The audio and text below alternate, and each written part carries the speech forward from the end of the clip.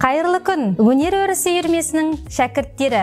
Біз сіздермен тағы да қауыштық. Сіздермен болған Абдраимова Маржан Тұрысбек қызы. Бүгінгі сабағымыз қашықтықтан тағы да жалғасады. Сабақтың тақырыбы пантомима термині. Пантомима дегеніміз бет қимылдары арқылы актер ешқандай дыбыссыз көріністі көрсету керек. Мұнда басты бет қимылдары рөлде болады. Мысалы, қайғырып тұрсыз, қуанып тұрсыз, ашуланып тұрсыз, кек сақтап тұрсыз, ғашық болып тұрсыз. Міне осыларды еш сөзсіз актер көрсете білу керек. Осы бейнелерді айқындау үшін сахнаға шығатын актер ең алдымен бетінің гримін күшейтеді.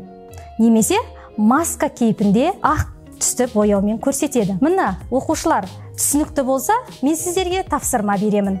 Біз камера алдына шығып, мына бірнеше тапсырманы орындаймыз. Бірінші, сіз ашуланып тұрсыз. Қабақ басты рөлде болу керек, көзіміз. Сіз қуанып тұрсыз. Сіз қатты кектеніп тұрсыз. Сіз қайғырып тұрсыз.